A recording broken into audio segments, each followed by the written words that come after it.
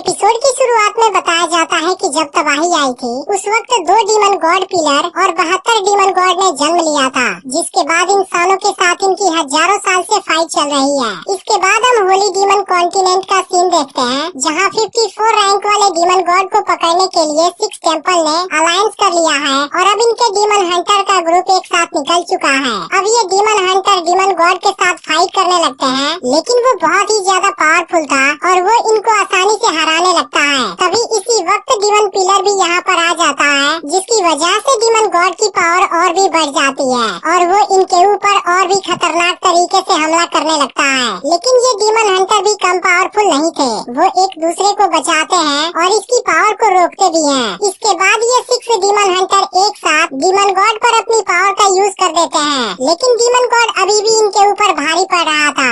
याद है कि इसमें से एक डीमन हंटर अपनी ड्रैगन पावर का यूज करने लगता है, जबकि इसमें से दूसरा डीमन हंटर अपनी स्वॉर्ड पावर का यूज करता है और वो इसे कैद करने लगते हैं। लेकिन डीमन गॉड फिर भी खुद को आजाद करा लेता है, जिसे देख डीमन हंटर का ग्रुप हैरान हो जाता है। तभी डीमन गॉड यहाँ से भागने लगता है, जिसके बाद डीमन हंटर इसे रोकने की कोशिश करते हैं, लेकिन आखिर में डीमन गॉड इनके हाथ से निकल जाता है और अब इनकी पूरी मेहनत बेकार होती हुई नजर आती है। इसके बाद डीमन गॉड किसी जगह पर आ जाता है, जहाँ हम इसके असली चेहरे को देखते हैं और इसके पास में एक बड़ा सा ब्लैक ड्रैगन भी था। तभी इसका पीछा करते हुए डीमन हंटर का ग्रुप भी यहाँ पर आ जाता है और अब इनको पता चलता है कि यह डीमन गॉड तो असल में डीमन एम्परर है, जो आज खुद इनके साथ फाइट करने आ गया है। लेकिन ये 6 डीमन हंटर अभी भी नहीं रुकते और डीमन एम्परर का सामना करने चले जाते हैं। लेकिन तभी डीमन एम्परर किसी अजीब सी पावर का यूज कर देता है, जिसके सामने ये सभी डीमन हंटर कमजोर पड़ने लगते हैं। इसके बाद बताया जाता है कि डीमन को यहाँ आए 6000 साल से भी ज्यादा हो गया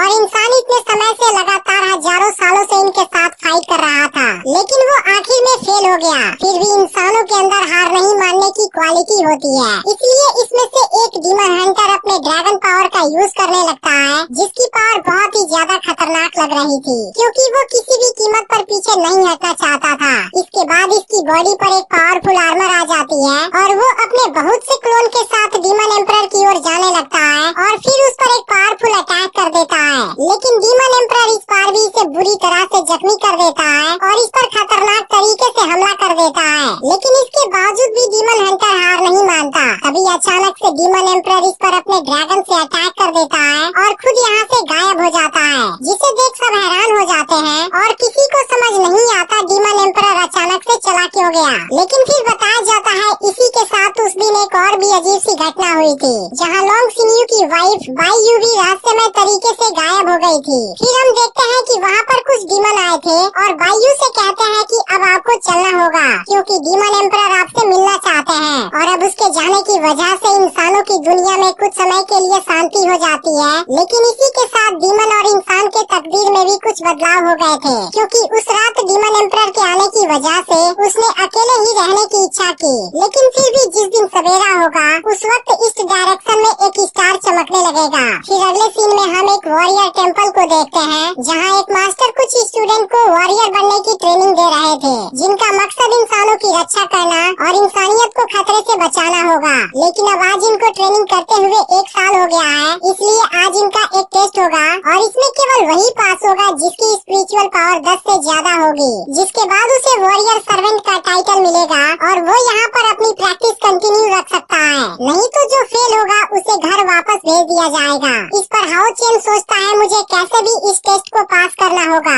फिर मास्टर सबसे पहले जियांगहू का टेस्ट लेते हैं, जिसकी स्पिरिचुअल पावर 13 थी और वो इस टेस्ट में पास हो जाता है। इसके बाद बाकी स्टूडेंट भी यह टेस्ट देते हैं और उनमें से जिनकी स्पिरिचुअल पावर 10 से ज्यादा होती है वो इसमें पास हो जाते हैं, जबकि 10 से कम स्पिरिचुअल पावर वाले स्टूडेंट फेल माने जाते हैं। इसके बाद सबसे लास्ट में हाओ चेन की बारी आती है, जिसके बाद सभी इसकी स्पिरिचुअल पावर देखने के लिए एक्साइटेड हो जाते हैं। फिर हाओ चेन भी अपनी तलवार से पिलर पर हमला करता है, लेकिन अफसोस इसकी स्पिरिचुअल पावर केवल 9 पर पहुंच पाती है, जिसे देख सभी स्टूडेंट परेशान हो जाते हैं, क्योंकि हाओ चेन टेस्ट में फेल हो चुका था। अब इस बात से हाओ चेन काफी दुखी था और मास्टर से एक और चांस चांस मांगने लगता है क्योंकि वो इस बार जरूर पास हो जाएगा। लेकिन मास्टर इसे चांस नहीं देते क्योंकि यह चीज बाकी फेल हुए स्टूडेंट के साथ गलत हो जाएगी। अब इस बात से हाओ चेन काफी दुखी हो जाता है क्योंकि टेस्ट में फेल होने की वजह से इसका सारा वेपन वापस ले लिया जाएगा और अब उसे स्पिरिचुअल लिक्विड भी नहीं मिल पाएगी।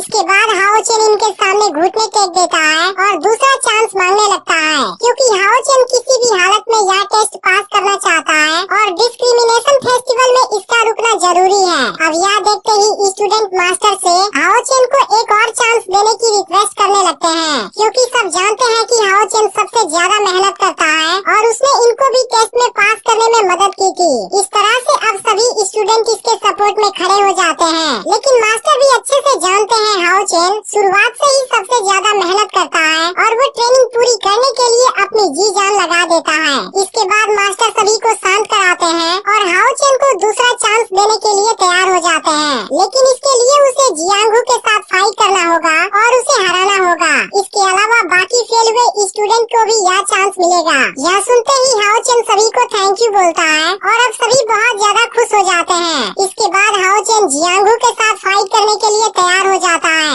फिर इन दोनों के बीच में फाइट शुरू हो जाती है और हाओ चेन जियांगहू के साथ बहुत शानदार तरीके से फाइट करने लगता है जिसे देख मास्टर भी हैरान होते हैं क्योंकि हाओ चेन की बैटल स्किल काफी अच्छी थी और लास्ट में वो जियांगहू को दूर फेंक देता है। इसके बाद वो पिलर पर हमला करता है जहाँ अब इसकी स्पिरिचुअल पावर 11 हो गई थी और अब इस बात से सब काफी खुश हो जाते हैं और यह देख मास्टर भी हैरान हो जाते हैं क्योंकि इस बार तो हाओ चेन की स्पिरिचुअल पावर इतनी ज्यादा बढ़ गई जबकि पिछली बार तो बहुत कम थी।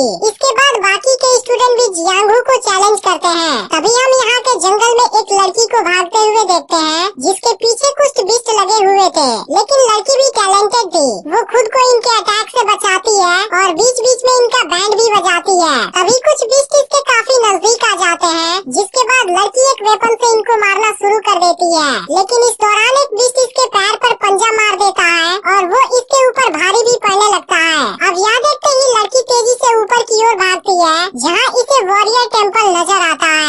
लेकिन तभी बिस्ट फिर से लड़की पर हमला कर देते हैं। इसके बाद हम फिर से वॉरियर टेम्पल का सीन देखते हैं जहाँ पास हो गए स्टूडेंट बहुत खुश थे और यहाँ उन सभी के पेरेंट्स भी उनसे मिलने आए थे। लेकिन हाओ चेन अकेले ही खड़ा हुआ था और उदास होकर इनको देख रहा था। लेकिन तभी मास्टर इसके पास आते हैं और इसे स्पिरिचुअल लिक्विड देते हैं जिसके पीने से इसकी स्ट्रेंथ और स्पिरिचुअल पावर दोनों बढ़ेगी। फिर पूछते हैं क्या तुम इसे रोजाना पीते हो क्योंकि तुम्हारी बैटल परफॉर्मेंस तो बहुत अच्छी है लेकिन तुम जितनी मेहनत करते हो उसके हिसाब से तुम्हारी स्पिरिचुअल पावर इतनी कम नहीं होनी चाहिए थी। लेकिन हाओ चेन कुछ भी नहीं बोलता। तभी इसी वक्त जियांगहू यहाँ पर आ जाता है और इसे अपने साथ लेकर चला जाता है जिस पर मास्टर कहते हैं वो जरूर मुझसे कोई बात छुपा रहा है। इसके बाद हाओ चेन और जियांगहू दोनों एक साथ खेलते हुए यहाँ से जाने लगते हैं। तभी इसी वक्त हाओ चेन एक आदमी के नजदीक से गुजरता है जो उसे बड़े ध्यान से देख रहा था। इसके बाद ये दोनों जंगल में चले जाते हैं जहाँ जियांगहू हाओ चेन को अपनी स्पिरिचुअल लिक्विड देता है क्योंकि वो जानता है कि हाओ चेन अपनी स्पिरिचुअल लिक्विड अपनी मॉम को देता है जिनकी कंडीशन काफी खराब है। तब हाओ चेन कहता है कि अब उनकी बॉडी कुछ रिकवर हो गई है। इस पर जियांगहू इसे समझाता है कि तुम्हें अपना भी ख्याल रखना चाहिए क्योंकि इसकी वजह से तुम्हारी परफॉर्मेंस खराब हो जाएगी। लेकिन हाओ चेन अपनी मॉम से बहुत ज्यादा प्यार करता है इसलिए वो किसी भी कीमत पर उन्हें खोना नहीं चाहता और वो उनके लिए कुछ भी करने के लिए तैयार है। तब जियांगहू सोचता है बिना स्पिरिचुअल लिक्विड के इसकी पावर इतनी ज्यादा है, अगर वो ओरिजिनल स्पिरिचुअल लिक्विड पीने लगा तो इसकी पावर तो बहुत ज्यादा हो जाएगी। अब हाओ चेन को अपनी मॉम के लिए जंगल में हर्ब लेने जाना था इसलिए वो यहाँ से अकेले ही आगे चला जाता है। तब जियांगहू कहता है तुम केयरफुल रहना क्योंकि मैंने सुना कि सामने वाले माउंटेन में कुछ बिस्ट गए हैं। अब हाओ जंगल में हर्ब लेने लगता है लेकिन तभी इसके पीछे कुछ गिरता है। यह देख हाओ चेन अपनी तलवार निकाल लेता है क्योंकि इसे लग रहा था यहाँ पर कोई बिस्ट आ गया है। फिर वो इस जगह को चेक करता है जहाँ इसे एक लड़की बेहोश पड़ी हुई नजर आती है और असल में वो वही लड़की है जिसका बिस्ट पीछा कर रहे थे। इसके बाद हाओ चेन लड़की के पास आता है जो इसे बहुत ब्यूटीफुल लग रही थी। फिर वो इसे जगाने जाता है लेकिन तभी लड़की बिना कुछ सोचे इसकी गर्दन पर चाकू रख देती है और फिर एपिसोड यहीं पर एंड हो जाता है। तो यह वीडियो आपको कैसी लगी आप कमेंट करके जरूर बताइएगा और इसके दूसरे और तीसरे एपिसोड भी जल्द अपलोड होंगे इसलिए आप इसे जितना हो सके उतना लाइक और शेयर कर दीजिएगा।